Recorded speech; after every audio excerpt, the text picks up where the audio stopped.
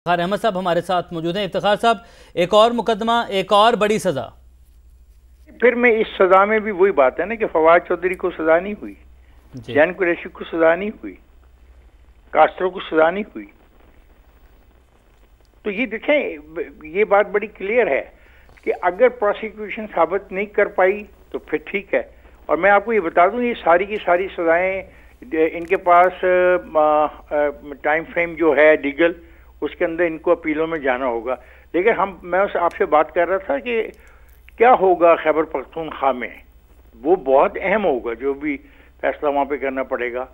اور جو یہ کہتے ہیں علیمہ خان صاحبہ وغیرہ کہہ رہی ہیں کہ ہم بات کرنے کو تیار ہیں، مجھے اچھی طرح یاد ہے، شاید قوم کو بھی یاد ہو کہ جب یہ شہباز شریف لیڈر آف دی اپوزیشن تھا، اس نے کھڑے ہو کے فلور آف دی ہاؤس پہ کہا عمران خان کو کہ آؤ بیٹھ کے ہم اقتصادی معاملات کو ریزالو کرنے کے لیے بیٹھ کے بات کرتے ہیں۔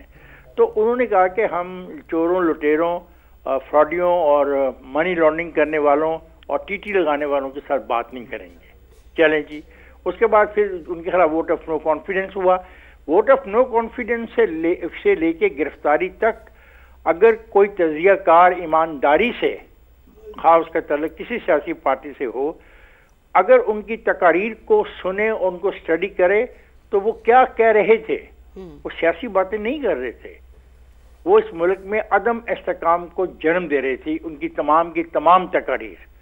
اور اگر اس وقت بھی ان کو روک لیا جاتا تو اچھا تھا، پتہ نہیں کیوں نہیں اس وقت ان کو روکا گیا۔ پھر یہ واقعہ ہو گیا۔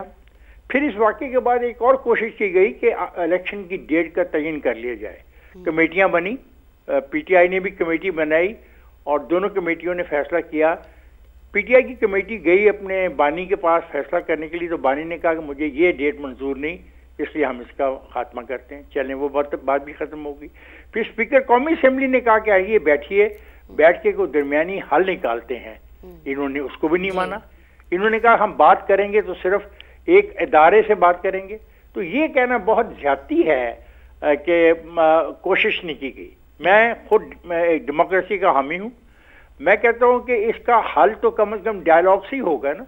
لیکن ایک جرم جو میں نے آغاز میں نے کہا، یہ میں اس کو نہیں قبول کر پاؤں گا کہ میں ایک پولیٹیکل ورکر ہو کر جا کے کسی جگہ پہ دھاوا بول دوں جو دشمن کے لیے ہے۔ دشمن تو میری چھونیوں پر دھاوے بولنے کا سوچتا ہے، دشمن میری ان جگہوں پہ دھاوا کرنے کی بولتا ہے جو افواج پاکستان کے پاس ہیں۔ تو فرق ہونا چاہیے ایک پولیٹیکل ایکٹیویٹی میں اور پولیٹیکل پروٹیسٹ میں اور پولیٹیکل اپنے جذبات کا اظہار کرنے میں۔ وہ ایک ودن کانسٹیٹیوشنل فریم ورک ہونا چاہیے۔ بالکل افتخار صاحب، یہی تو باقی دیگر جماعتیں کہتی ہیں۔ جیسے ہم دیکھتے ہیں کہ پیپلز پارٹی نے بھی ایک ٹائم پہ احتجاج کیا تھا، پھر نون لیگ نے احتجاج کیا تھا جب نااہل کیا گیا تھا وزیر اعظم کو، تو وہ لمٹس میں رہتے ہوئے ہم نے دیکھا وہ احتجاج تھا۔ اب کیا لگتا ہے آپ کو کہ وہ جو تحریک جس کے بارے میں بار بار یہ کہا جا رہا ہے کہ ایک تحریک چلے گی، فائنل تحریک ہوگی، 5 اگست کو وہ عروج پر ہوگی، کیا لگتا ہے وہ تحریک شروع کر سکے گی پی ٹی آئی اور کس کی قیادت میں کرے گی؟ دیکھیں، اگر تو عوام ان کے ساتھ ہیں اور عوام اس فیصلے کو نہیں مانتے اور عوام کا ٹھاٹھوں مارتا سمندر ہر جگہ سے مرج کر جاتا ہے، گلیوں سے، محلوں سے، تو پھر تو نو ون کین اسٹاپ دیم۔ میں نے پی این اے کی تحریک دیکھی ہے، تو پھر اس کو کوئی نہیں روک پائے گا اگر ایسا ہی ہے جیسا یہ تاثر دیتے آ رہے ہیں۔ لیکن میرا نہیں خیال کہ ایسا ہونے والا ہے اور ایسا ہوگا، کیونکہ لوگوں کو بھی 2 سال میں احساس ہو گیا کہ انہوں نے جرم کیا کیا ہے۔ دیکھیں، ان کو اس بات پہ نہیں سزا دی جا رہی کہ انہوں نے پاکستان کے خلاف تقریر کی ہے، تقریر اور چیز ہے، لیکن پاکستان کی فوجی تنصیبات پہ حملہ کرنا اور چیز ہے۔ آپ نے مجھے کہا پیپلز پارٹی، جب ذوالفقار علی بھٹو کو پھانسی دی گئی تو کیا کسی نے یہ حرکت کی؟ جب بے نظیر لاہور آئی اور پورا اس کا جلوس گھنٹوں اپنا نکل کے آیا چھاؤنی سے، ایک گملہ بھی نہیں ٹوٹا، پھر بے نظیر کی شہادت ہوئی تو کیا فوجی چھاؤنیوں پہ حملے کیے گئے؟ ایسا نہیں ہوا۔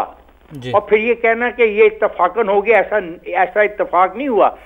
ہر جگہ پہ بیک وقت لوگوں کا اکٹھا ہو کر ایک ہی چیز کو ٹارگیٹ کرنا۔ مثلا لاہور میں گلبرگ کے اندر جس بلڈنگ پر حملہ کیا گیا، اس میں بینک تھا، جس پہ عسکری تھا لکھا ہوا، उसके साथ की बिल्डिंग भी थी, उसके दाएं भी बिल्डिंग थी, उसके बाएं भी बिल्डिंग थी, वो क्यों नहीं डैमेज हुई?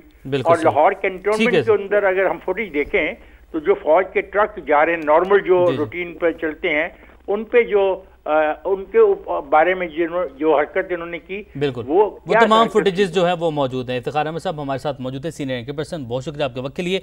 राजा खालिद साहब माहिर कानून हमारे साथ मौजूद हैं। राजा खालिद साहब बहुत शुक्रिया वक्त के लिए। अब जो सज़ाएँ सुनाई गई हैं पाकिस्तान तहरीक इंसाफ के रहनुमाओं को, अब कहाँ जो है इनकी कानूनी स्टैंडिंग क्या है इस वक्त, और अब आगे क्या लाहेअमल है इनके पास, क्या ऑप्शंस बाकी बचते हैं इनके पास?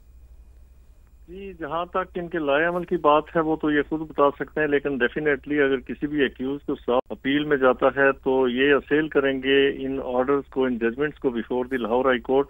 इनके पास एक रेमेडी तो ये है।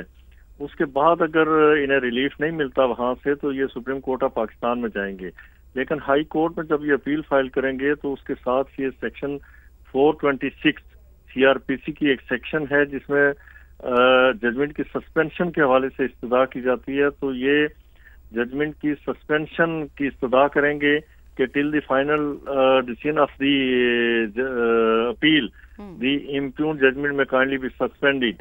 तो जब वो सस्पेंड हो जाएगी तो जो लोग अरेस्टेड हैं या अरेस्ट होंगे अब, तो वो फिर बेल पे बाहर आ जाते हैं, और फिर फाइनल अपील जब एडजुडिकेट होती है, जब उसका फैसला होता है, तो फिर या तो मुलज़म बरी होता है या फिर उसे सजा उसकी बरकरार रहती है। ये तो इसका तरीक़ेकार है।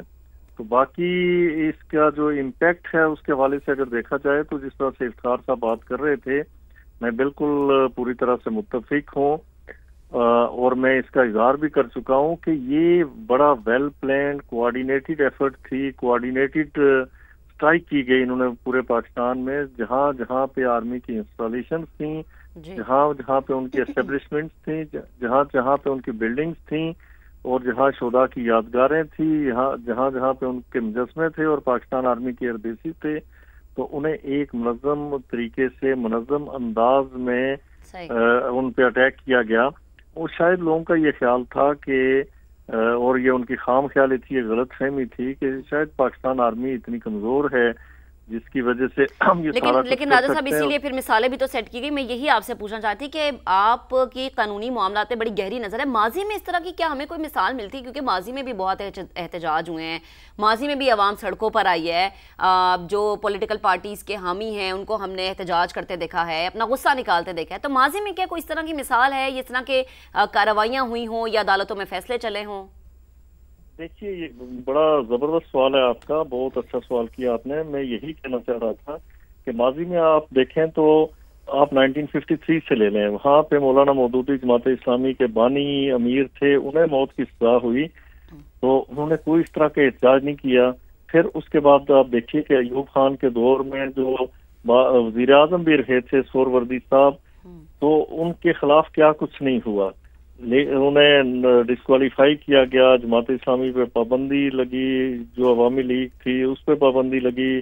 फिर पाकिस्तान में आप देखेंगे वली खान साहब की पार्टी पे पाबंदी लगी, जेलें उनका मुकद्दर बनी, जुल्फकार अली भुट्टो को फांसी हुई, बेनजीर भुट्टो को सजा हुई, मियां नवाज शरीफ को सजा हुई, उन्हें हथकड़ी लगा के तो जहाज में सीट के साथ बांधा गया, यानी इस हद तक तजरीर की गई। और उस वक्त तक वो 2 दफा पाकिस्तान के प्राइम मिनिस्टर रह चुके थे, लेकिन किसी ने ये नहीं कहा कि आप जाके GSKO के अटैक करें, आप आर्मी की इंस्टॉलेशन तबाह कर दें, आप एयर बेसिस पे हमलावर हों, और आप तो वो शोदा जिन्होंने अपनी जानों का नजराना, अपना गरम गरम लहू इस पाकिस्तान की रियासत के लिए पेश किया, पाकिस्तानी कौम के लिए पेश किया, तो उनके आप मुजस्मे उखाड़ के फेंकें, उनकी यादगारों को आप टारगेट करें, तो उनके मज़ारात को आप जलाना शुरू कर दें। ये जो जलाओ गहराओ और जो इसी वजह से